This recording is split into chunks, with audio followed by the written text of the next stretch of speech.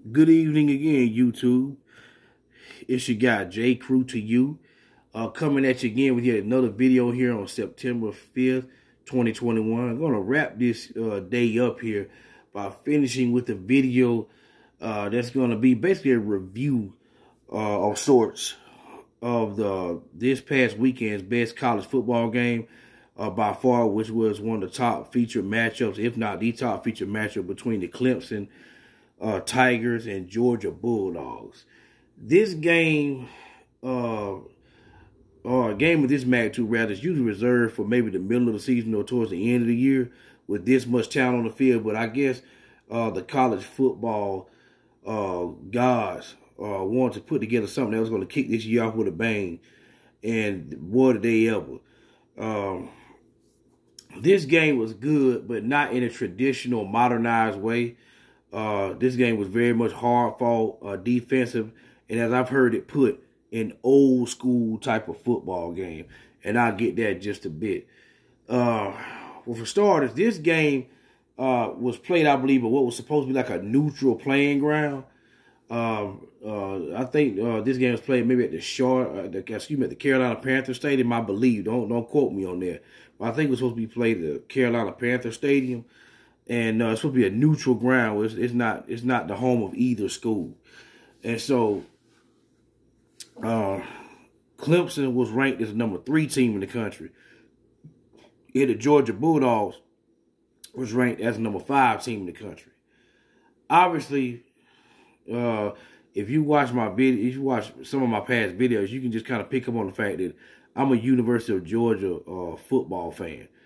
And obviously, you know, I've been following them, you know, throughout my life for a very long time. So I definitely I'm into the Georgia Bulldogs, and I was pulling for them in this game. They definitely came through with a victory, but I want to talk about what I'm seeing, about how it was just more or less more of the same of what we're used to seeing from Georgia over the past 4 or 5 seasons since Kirby Smart has been over the football team, and how that seeing that more of the same was a bit of a disappointment to me. Let me go ahead and say, if you watch this game throughout it, you could tell Georgia's defense basically just controlled this game. And that was really the way this game went. Clemson's quarterback, DJ Ungalale, and I might be butchering his name, obviously, so, you know, if I am, I apologize. You know, you probably just have to sound it out on your own, but I believe his name is DJ Ungalale. For anybody who's following him, he was like one of the top quarterbacks that come out of high school a couple of years ago. Obviously, last year, he played behind Trevor Lawrence, who was the first overall pick in the draft for the Jacksonville Jaguars. So DJ Ungalale was just sort of kind of playing behind Trevor. Keep in mind, Trevor missed a few games last year, and I think DJ Ungalale started a few games, so he did get some experience. And you can see just identifiably this dude's a big quarterback. He's like 6'4", 6'5", 245, 250. So he's a well-built kid, but he has a really good arm. And I was impressed with him last year when he played. So I could tell that he deserved a scholarship to a school of that magnitude.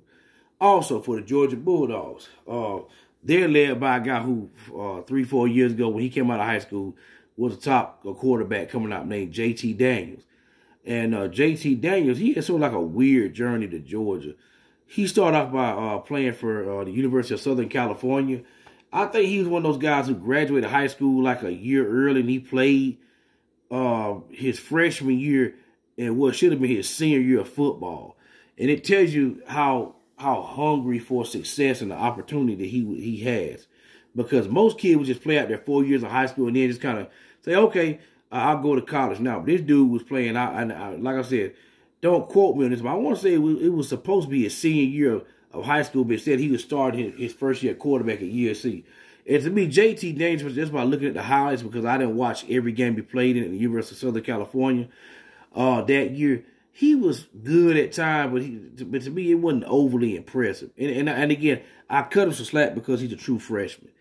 And so, you know, you really can't just say, oh, okay, he was a bust or he was overrated. That was his first year. And so, boom, going in 2019, JT was a starting quarterback again. I think he played, maybe he was in his first game or a second game, and he ended up tearing the ACL on a tackle that somebody made of him. And so what happened during that year is that his backup, Keaton Slovis, I think that's that kid's name, Keaton Slovis or Slovic, came in and had an excellent year. And so JT saw what was going to happen to him.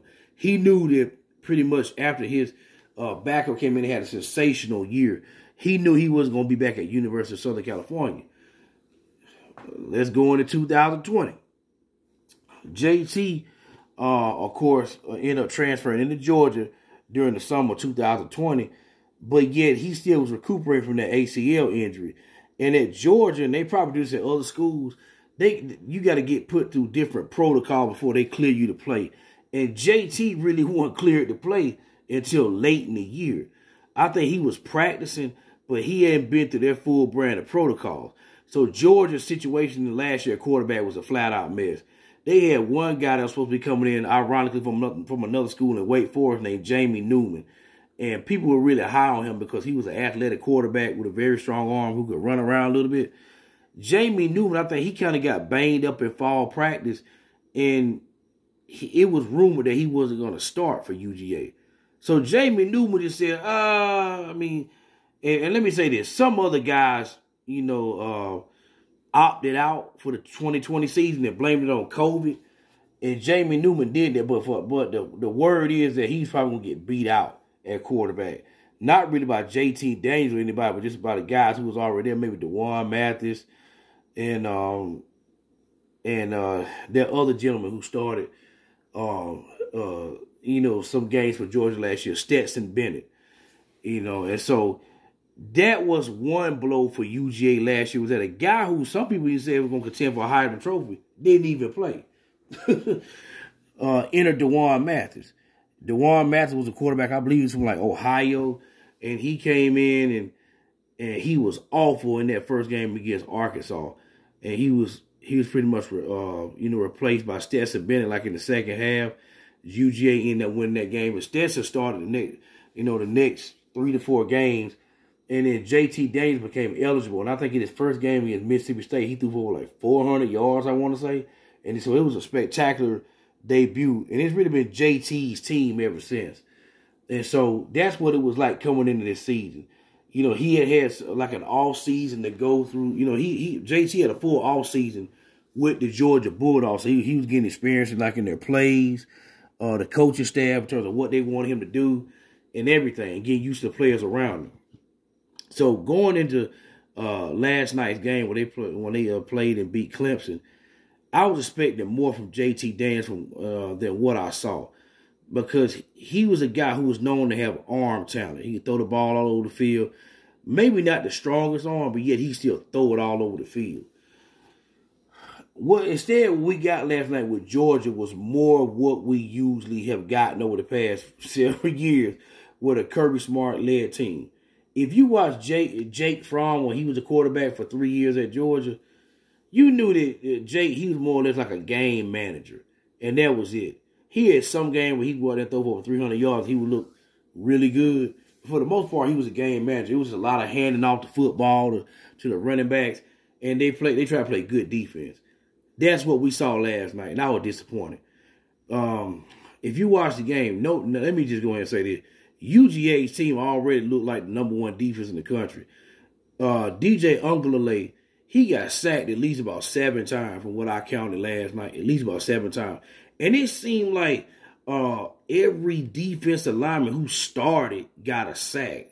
I mean, it was that much of a dominant performance. And even their middle linebacker, I believe, Nakobe Dean, UGA's middle linebacker, he's a speed guy. He's not that big, about 5'11", 220. That dude had a couple of sacks and several tackles. He had an excellent game. Let me see the defensive lineman. That big dude, Jordan Davis, in the middle, he had a sack. Trayvon Walker, another defensive lineman, he had a sack.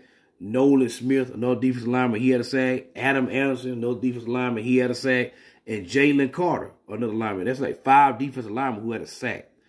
And so Ungalale, he's probably going to be seeing UGA, his nightmares throughout the week until the next game. He just probably wants to play the next game and just go ahead and get this over with. And so he can just stop thinking about UGA, because I think Clemson, they maybe literally had 2 or 3 yards rushing after you subtracted all the sack yardage they had. They literally maybe had 2 yards rushing in this game. There was no run game to be spoken of whatsoever. It was truly a dominant performance. And UGA's pass defense was a lot better than what I thought it was going to be too. Let me say this. With UGA's pass defense, they lost 3 starting defensive backs at least. One of the safeties, Richard LeCount, he made plays throughout his career. He went and got drafted, I believe, by the Cleveland Browns. Or either he may have been an undrafted free agent. I can't remember which one. But, he was a starter. They had Tyson Campbell, one of the cornerbacks. And he was an All-American coming out of high school. But Tyson Campbell really wasn't that great to me throughout his 3 years at UGA. He wasn't that good. He was solid at times throughout his junior year last year. For the most part, he was a disappointment.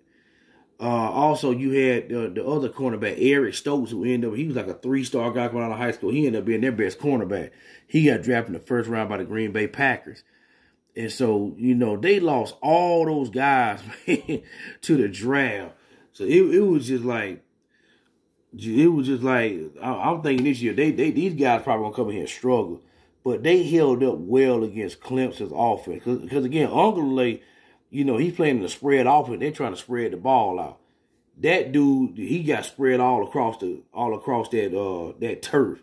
That joker, he was just sacked and beat up in that game. I mean, he better be thankful he's that big. If he was a smaller guy, he probably wouldn't have made it through that game. I mean, because that was just a woodshed beating they gave him. Some negatives for UGA.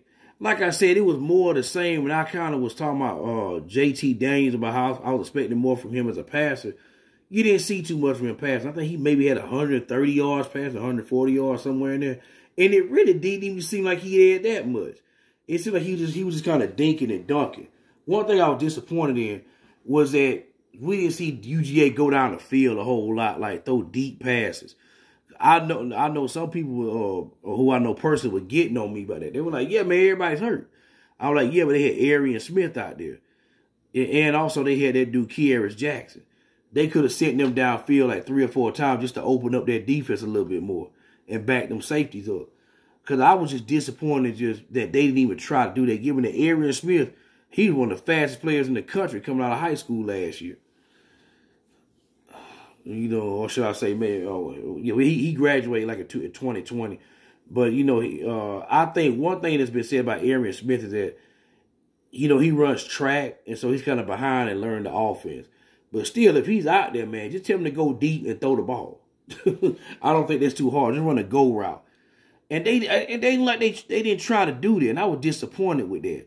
So that's what I'm saying. That's really what we've seen since Kirby Smart has been there. It's been dinking and dunking and a lot of running the football. I think UJ ran the ball relatively well. The lead rusher,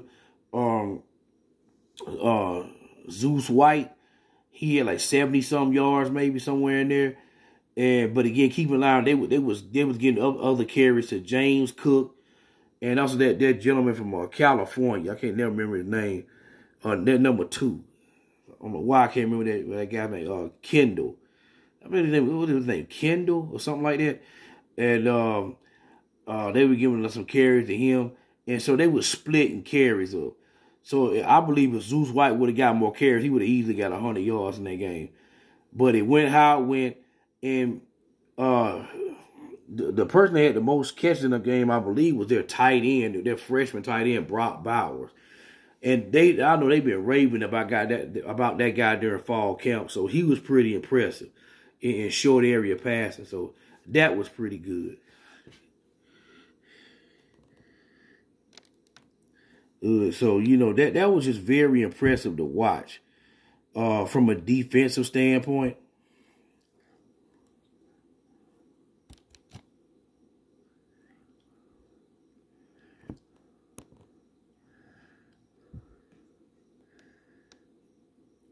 But I want to say, I hope UGA can just keep improving like in their passing game. Because if you think that's going to get it done, in terms of them winning the national championship and them being able to be competitive against Alabama, y'all need to keep dreaming. That's not going to happen. That is just not going to happen with Alabama. You know, they got to be able to throw the ball, you know, when they reach the SEC championship game, which I'm thinking they're going to do this year against Alabama, because 135 yards ain't going to be enough. With them not going down the field and just putting their defense up on the gun like that, that's not going to work. So hopefully they can just continue to get that together. Maybe we can, you know, talk about, you know, UGA maybe making a national championship run this year. She got J. Crew to you. And if you like the content, click the like button. If you want to subscribe. And I'm going to try to do more college football videos as the year goes on. And also maybe some NFL videos here and there, because I'm a football fan. I think those videos, at least from what I've seen, have been amongst the most watched videos on my channel this far. So you can expect more content in that area. So you got J. Crew to you. Y'all have a good one. Closing out my Labor Day weekend in terms of YouTube. Have a great one.